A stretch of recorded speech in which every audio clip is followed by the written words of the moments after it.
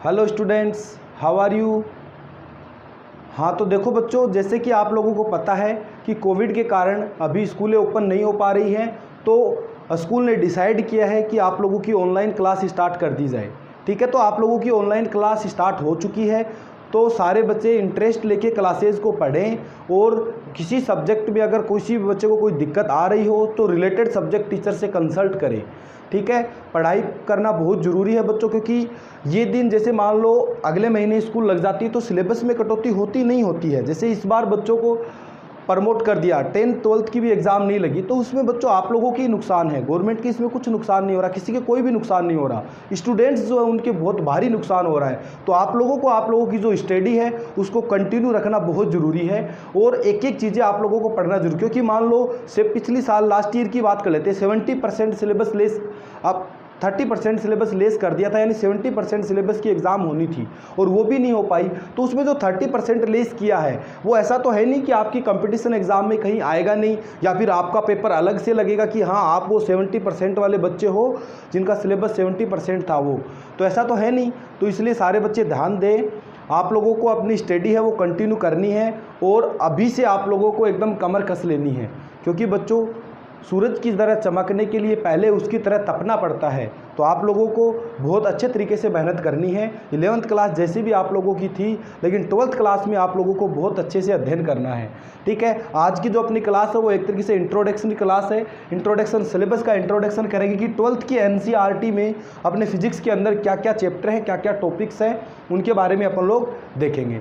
ठीक है, तो अपने मेनली बच्चों 15 चैप्टर हैं इसके अंदर। ठीक है, जिसमें जो यहाँ तक के जो चैप्टर हैं, 8 तक के जो चैप्टर हैं, यहाँ तक का जो एक पार्ट 1 है, यहाँ तक जो अपनी बुक है उसका पार्ट 1 है, और इसके बाद में यहाँ से बच्चों पार्ट 2 स्टार्ट हो जाता है। ये अपनी बुक, यानी जो इस साल बुक को है वो 2 भागों में डिवाइड कर दिया गया है, फर्स्ट पार्ट और सेकंड पार्ट। फर्स्ट पार्ट के अंदर अपने पास में 8 चैप्टर हैं, और सेकंड पार्ट के अंदर यहाँ तक के ये चैप्टर हैं। ठीक है, बहुत ही देखो, जैसे 11th क्लास की फिजिक्स थी और 12th क्लास की फिजिक्स में डिफरेंस क्या है मेनली ये देखते हैं अपन। तो 11th क्लास की जो फिजिक्स थी उसमें जो भी चीज़ें अपन लोग पढ़ रहे थे उनको फील कर सकते थे। फील करने का मतलब उनको अपन डेली रूटीन लाइफ के अंदर देखते थे, विजुलाइज कर सकते थे, अपन को विजिबल थी वो चीज़ें। जैसे मान लो किसी ऑब्जेक्ट के फोर्स लगाना तो अपन फील कर सकते हैं, हाँ अपन ऐसे फोर्स लगाते हैं, किसी ऑब्जेक्ट को धक्का मारते हैं। ठीक है, और भी काफ़ी सारी चीज़ें थी, जैसे वेलोसिटी की बात आती थी। ठीक है, तो वो जो चीज़ें थी बच्चों, जैसे अपन ने फ्लूइड वाला जो चैप्टर है उसके अंदर देखा कि कोई ऑब्जेक्ट है उसको पानी के अंदर डुबो रहे हैं, तो उस पर कौन कौन से फोर्स, क्या क्या उसमें क्रियाएं हो रही है। तो वो जो चीज़ें थी, वो जो टॉपिक्स थे बच्चों, वो डेली रूटीन लाइफ के अंदर अपन बहुत अच्छे से उनको विजुअलाइज कर सकते थे।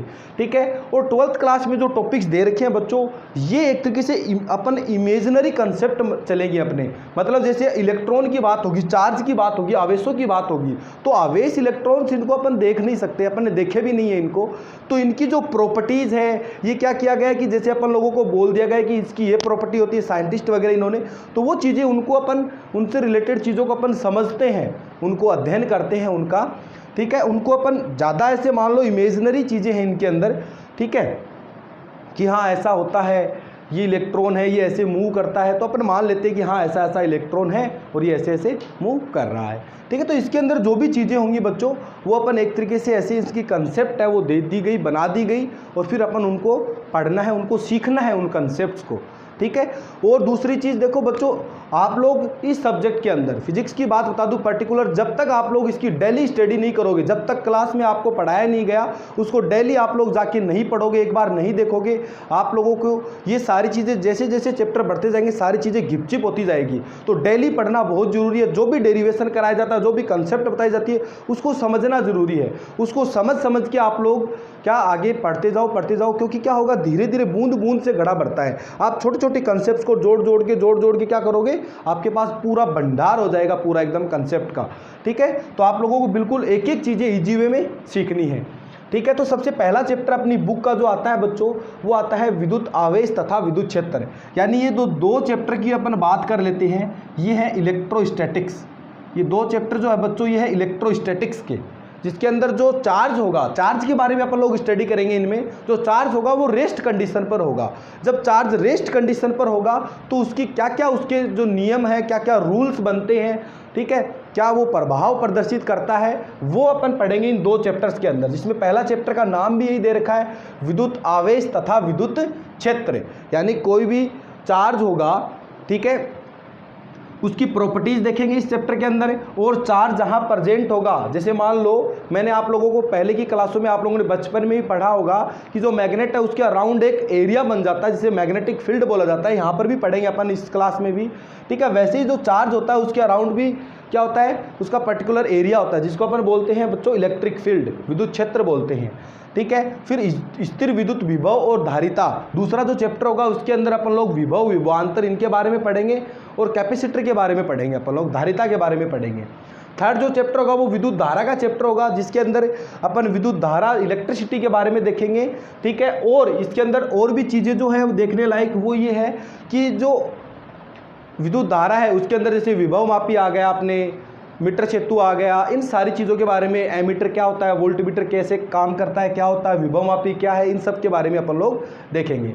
फिर है बच्चों गति फोर्थ जो चैप्टर है वो है गतिमान आवेश और चुंबकत्व है। यानी इसके अंदर अपन देखेंगे कि जब चार्ज है वो गति करने लगता है तो वो क्या क्या प्रॉपर्टी शो करता है अपनी, ठीक है, जिसके अंदर अलग अलग आएंगे, बायो-सावर्ट लॉ वगैरह, ठीक है, एम्पियर लॉ वगैरह, ये सारी चीज़ें आएंगी।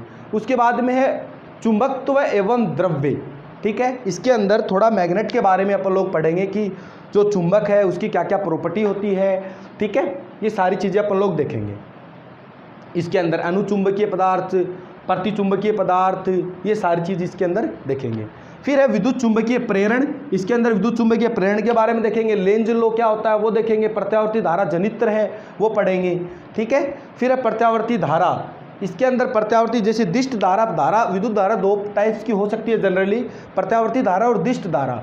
इस चैप्टर के अंदर अपन प्रत्यावर्ती धारा का अध्ययन करेंगे और साथ में लास्ट में इस चैप्टर के लास्ट में जो टॉपिक आएगा वो ट्रांसफार्मर का भी आएगा कि ट्रांसफार्मर क्या होता है, कैसे वो वर्क करता है, ठीक है। फिर है विद्युत चुंबकीय तरंगे। आप लोगों को बता दूं ये जो चैप्टर है 8 नंबर चैप्टर और ये वाला चैप्टर, ये लास्ट ईयर जो राजस्थान बोर्ड की जो बुक चलती थी उसमें लास्ट चैप्टर होता था ये बुक का, ये दोनों एक जगह ही होते थे दोनों चैप्टर मिला के, ठीक है। तो विद्युत चुंबकीय तरंगे जो होती है जैसे गामा किरणें, अल्फा किरणें, ठीक है, ये देखेंगे अपन लोग इसके अंदर। विद्युत चुंबकीय तरंगे जो भी है जितनी भी होती हैं वो सारी चीज़ें, ठीक है, इसके अंदर उन तरंगों के बारे में अपन लोग अध्ययन करेंगे, ठीक है। एंटीना जो वर्क करता है वो कैसे, ये सारी चीज़ें, संचार व्यवस्था जो है, कम्युनिकेशन जो सिस्टम होता है अपना, वो इसके अंदर अपन लोग देखेंगे, जिसके अंदर विद्युत चुंबकीय तरंगे काम में ली जाती है, ठीक है। फिर किरण प्रकाशिकी, रे ऑप्टिक्स और इनके जो इंस्ट्रूमेंट्स हैं, जैसे आप लोगों ने 10वीं क्लास में 10th क्लास में पढ़ा, अपवर्तन क्या होता है, परावर्तन क्या होता है, ठीक है, अपवर्तन के परावर्तन के नियम, और ये सारी चीज़ें अपन लोग, वो चैप्टर थोड़ा ब्रीफली था आपने, इसमें थोड़ा ज़्यादा दे रखा है और भी इसकी डिटेल स्टडी है। फिर लास्ट में इसी चैप्टर के अंदर प्रकाशिक इंस्ट्रूमेंट्स हैं, प्रकाशिक यंत्र हैं बच्चों, ऑप्टिकल इंस्ट्रूमेंट्स, ठीक है, जैसे सूक्ष्मदर्शी, दूरदर्शी, ये सारी चीज़ें इसके अंदर आएगी लास्ट में, ठीक है। ह्यूमन आई है जो है। फिर तरंग प्रकाशिकी, इसके अंदर बच्चों ये तरंग से रिलेटेड चैप्टर है, इसके अंदर अपन तरंगों के बारे में पढ़ेंगे कि वेव जो होती है उनकी क्या प्रॉपर्टीज़ होती है, क्या रूल्स होते हैं, ये सारी चीज़ें, ठीक है, जैसे ध्रुवण क्या होता है, पोलराइजेशन वगैरह, मेल्स लॉ, ये सारी चीज़ें। फिर विकिरण एवं द्रव्य प्रकृति, इसमें जो विकिरण एवं द्रव्य, जो द्रव्य होता है उसकी द्वैत प्रकृति होती है, आइंस्टीन इक्वेशन क्या होती है, ठीक है, ये सारी चीज़ अपन लोग इसके अंदर पढ़ेंगे, आइंस्टीन की समीकरण आएगी, ठीक है, ये सब। फिर अब परमाणु वाला चैप्टर, ये चैप्टर आप लोगों ने, ये वाला जो चैप्टर है ये आप लोगों ने बच्चों 11th क्लास में केमिस्ट्री के अंदर पढ़ा है, ठीक है, ये वाला ये चैप्टर, ठीक है, परमाणु वाला, जिसके अंदर जैसे बोर मॉडल क्या होता है, बोर मॉडल ये है, बोर 9वीं कक्षा की आप लोगों ने ऊर्जा भी निकाली होगी, त्रिज्या भी निकाली होगी, ये सारी चीज़ें फिर लास्ट में इसके अंदर, ठीक है, ये अपन पढ़ेंगे। फिर नाभिक वाला, इसमें न्यूक्लियस जो होता है उसके बारे में पढ़ेंगे कि न्यूक्लियस किन किन से बना होता है, क्या क्या उसके अंदर रूल्स है, ये सारी चीज़ें इसके अंदर पढ़ेंगे। फिर अर्धचालक, देखो आप लोगों ने जो पदार्थ है वो चालक, कुचालक और एक अर्धचालक टाइप्स का और होता है, तो अर्धचालक पदार्थ क्या होते हैं और उन अर्धचालक पदार्थों से अपन युक्तियाँ बनाते हैं, उन अर्धचालक जो युक्तियाँ हैं उनके बारे में देखेंगे।